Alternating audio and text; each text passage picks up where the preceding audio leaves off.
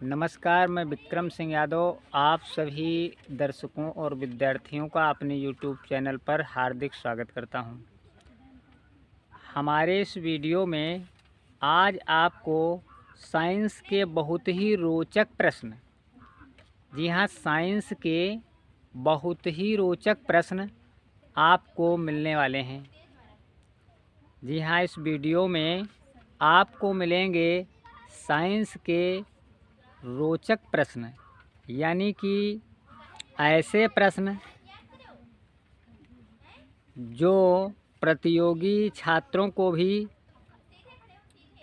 सहारा देंगे और जो यूपी बोर्ड परीक्षा की तैयारी कर रहे हैं, इंटरमीडिएट तक के छात्र, उनको भी उन प्रश्नों से मदद मिलेगी। तो इस वीडियो में हम आपको देने जा रहे हैं साइंस के कुछ रोचक प्रश्न, तो उनको आप ध्यान से सुनिए। हमारा पहला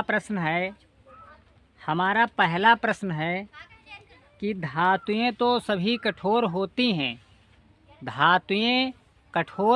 हैं, लेकिन कौन सी ऐसी धातुएं हैं, वो कौन सी धातुएं हैं जो कठोर के बजाय मुलायम होती हैं।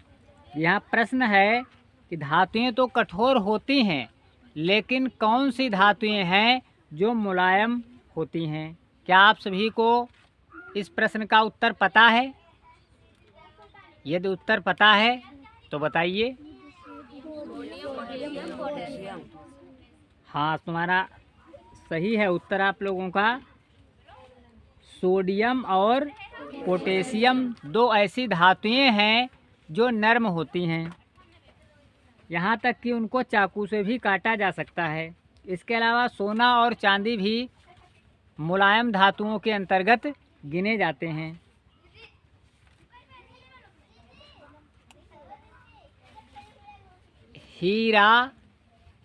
हीरा प्रश्न है हमारा।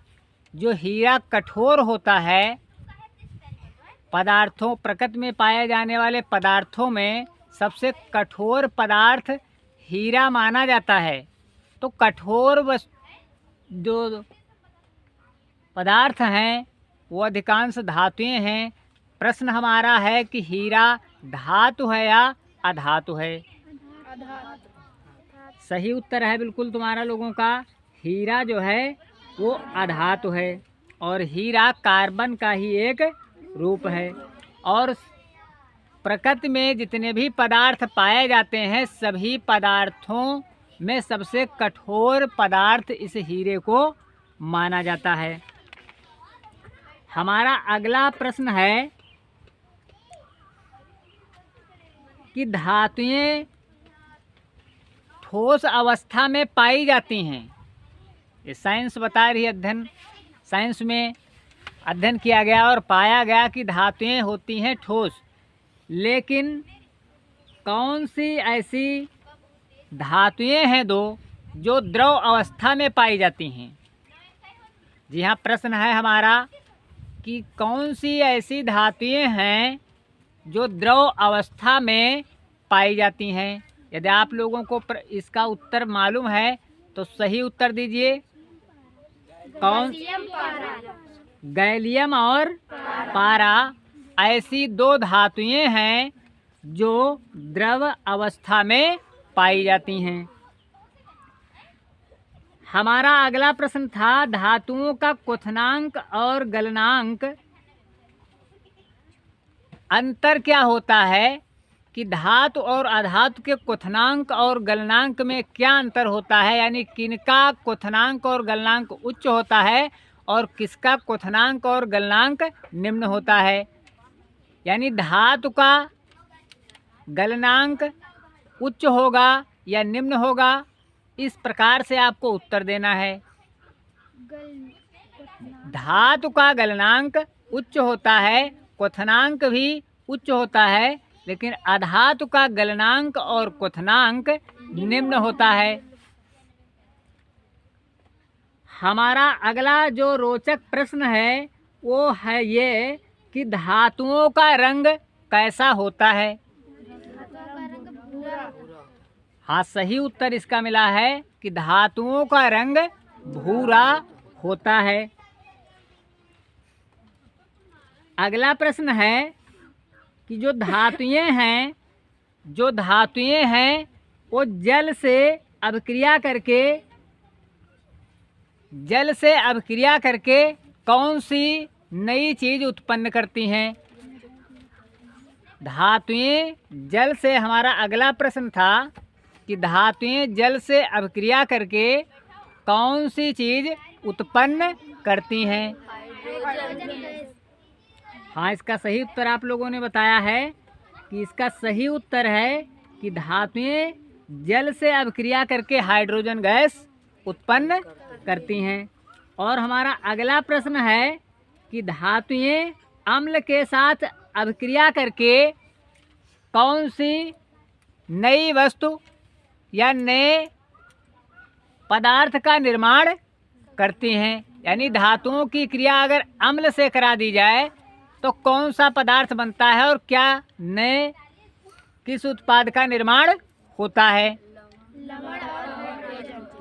हाँ, अगर अम्ल के साथ क्रिया कराई जाती है धातु की तो ये हाइड्रोजन और लवण यानी नमक का निर्माण करती हैं। यानी धातुओं को अगर अम्ल के साथ क्रिया करा दी जाए तो ये हाइड्रोजन और लवण यानी नमक बनाते हैं, जिसको इंग्लिश में साल्ट कहा जाता है। साल्ट मीन्स होता है नमक।